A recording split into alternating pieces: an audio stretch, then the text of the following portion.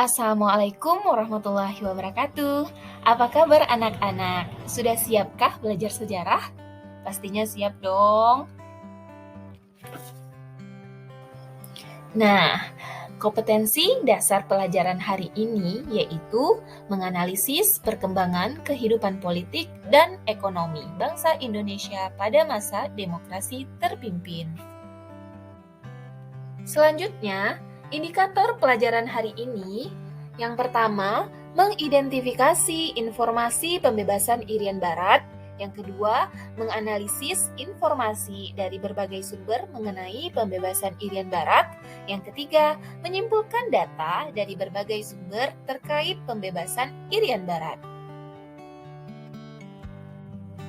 Nah, tujuan pembelajaran hari ini yaitu melalui pembelajaran problem-based learning, diskusi, penugasan LKPD, dan presentasi, peserta didik mampu menguraikan tentang pembebasan Irian Barat dengan baik. 2. Membuat tulisan tentang pembebasan Irian Barat dengan benar. 3. Menyajikan hasil tentang pembebasan Irian Barat dengan sungguh-sungguh.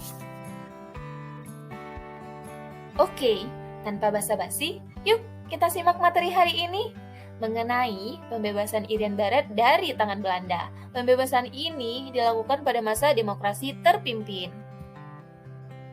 Salah satu isu politik yang menjadi PR pemerintah adalah masalah Irian Barat. Meskipun wilayah Irian Barat telah menjadi bagian dari Republik Indonesia yang diproklamasikan pada tanggal 17 Agustus 1945, namun berdasarkan hasil Konferensi Meja Bundar 1949, penyerahan Irian Barat masih ditangguhkan.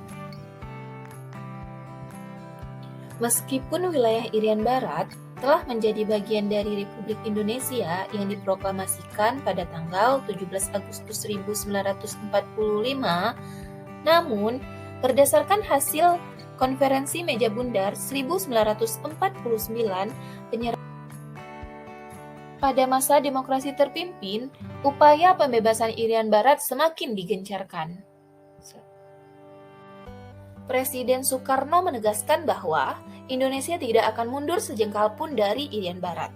Perjuangan bangsa Indonesia tidak akan berakhir sebelum Irian Barat sepenuhnya kembali menjadi bagian Indonesia. Untuk itu, Indonesia menempuh banyak cara. Kita bahas satu persatu ya.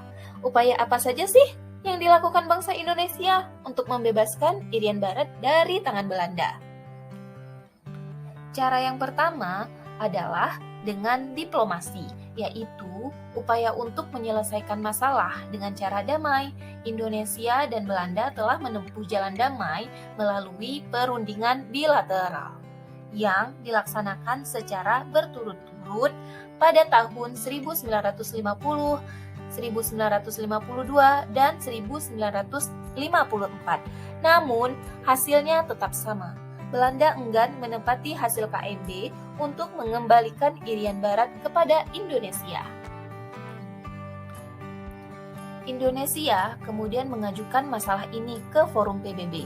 Namun, meski sudah berkali-kali mengajukan masalah Irian Barat pada sidang umum PBB, Indonesia masih belum memperoleh suara dukungan yang cukup dari negara-negara PBB untuk mendesak Belanda.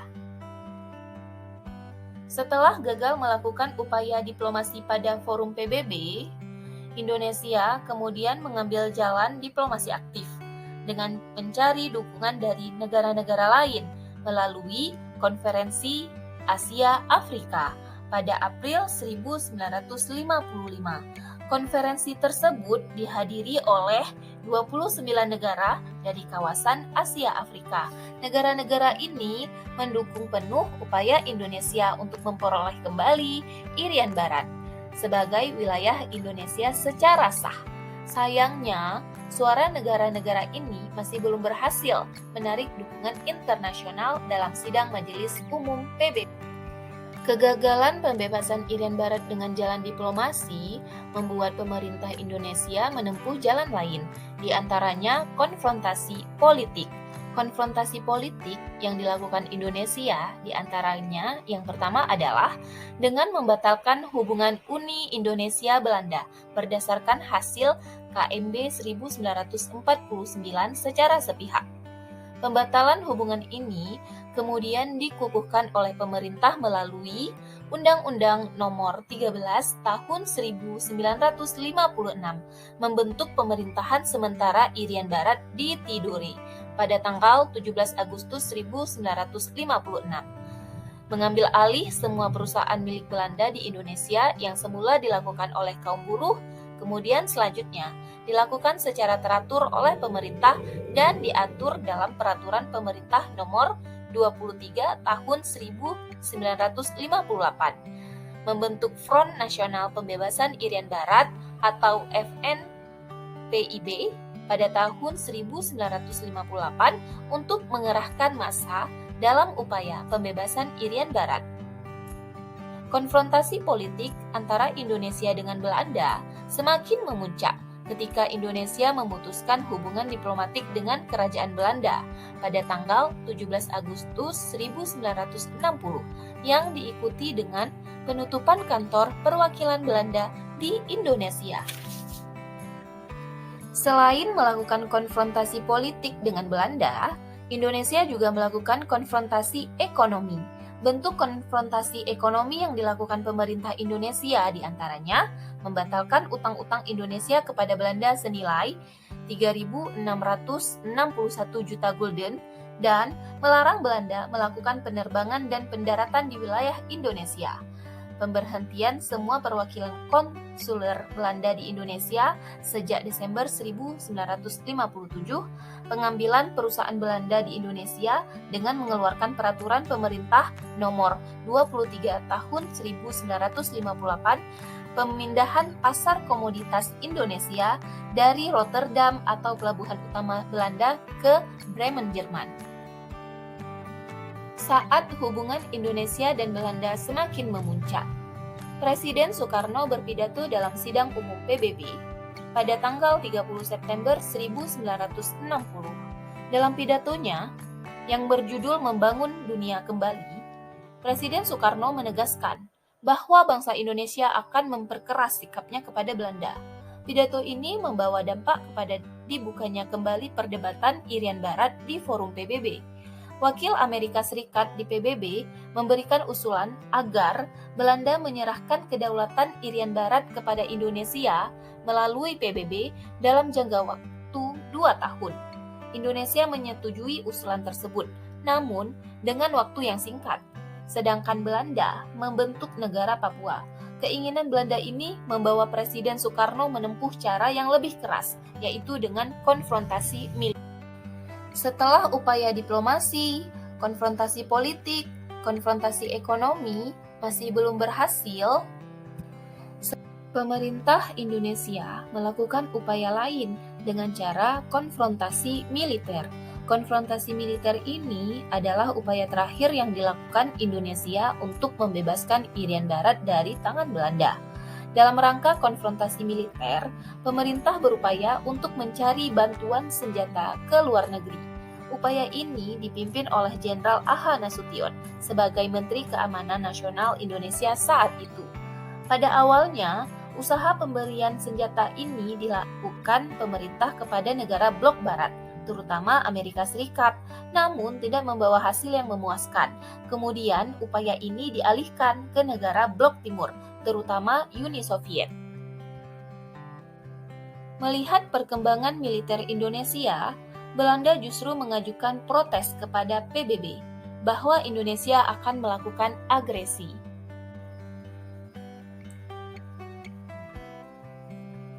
Belanda pun memperkuat kedudukannya di Irian Barat dengan mengerahkan kapal perangnya ke perairan Irian Barat.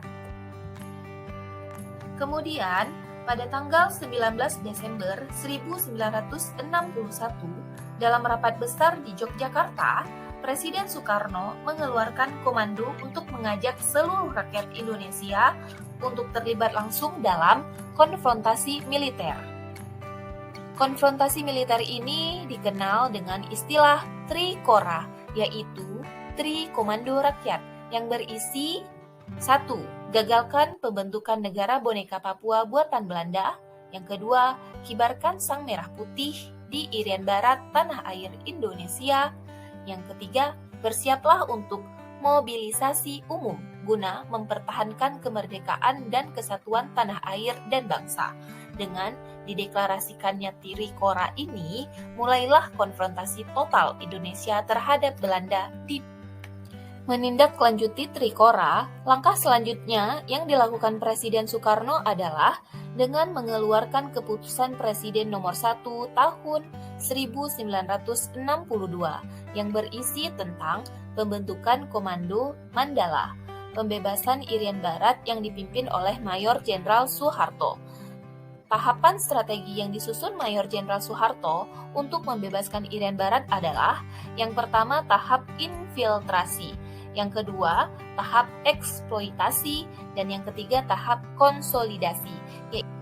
Pemerintah Belanda pada awalnya menganggap enteng kekuatan militer di bawah komando Mandala. Belanda menganggap tidak akan mampu melakukan infiltrasi ke Irian Barat. Ketika operasi infiltrasi Indonesia berhasil merebut dan menduduki kota Teminabuan, Belanda akhirnya terpaksa bersedia melakukan perundingan dengan Indonesia untuk menyelesaikan sengketa Irian Barat. Akhirnya, pada tanggal 15 Agustus 1962, atas usul Ellsworth Bangka yang menjadi pihak penengah dari PBB, dilaksanakannya perjanjian antara Indonesia dengan Belanda di kota New York, sehingga perjanjian ini dikenal dengan Perjanjian New York. Dalam perjanjian, Indonesia didelegasikan oleh Adam Malik dan Belanda didelegasikan oleh Van Rooyen.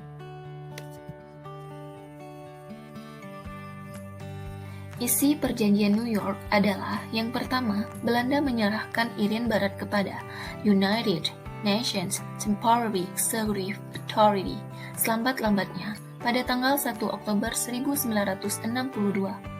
Pemerintah sementara PBB akan menggunakan tenaga asal Indonesia baik dari kalangan sipil maupun kalangan militer bersama dengan putra-putri Irian Barat.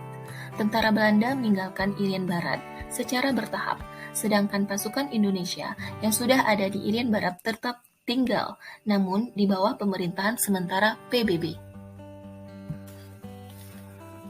Pada tanggal 1 Desember 1962, bendera Indonesia mulai dikibarkan di Papua, di samping bendera PBB, dan selambat-lambatnya, tanggal 1 Mei 1963, UNTEA atas nama PBB menyerahkan Irian Barat kepada Indonesia. Dan yang terakhir, pemerintah Indonesia diwajibkan melaksanakan penentuan pendapat rakyat atau PPRA berdasarkan hasil perjanjian New York yang telah disepakati. Sayangnya, di Indonesia terjadi kekacauan politik, yaitu Gerakan 30 SPKI, yang menyebabkan Presiden Soekarno harus turun dari jabatannya. Karena hal itulah, Indonesia baru bisa menyelenggarakan PPRA pada masa Orde Baru, di mana Indonesia sudah dipimpin oleh Presiden Soeharto.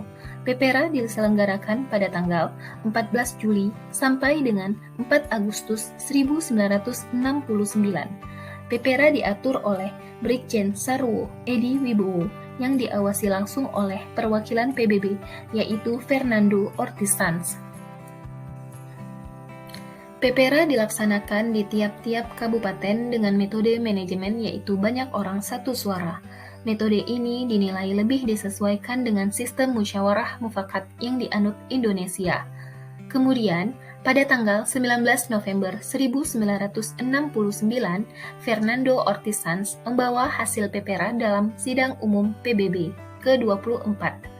PBB menerima hasil PPRA karena sudah sesuai dengan isi perjanjian New York. Sejak itulah secara de facto dan de jure, Irian Barat resmi menjadi bagian dari Negara Kesatuan Republik Indonesia.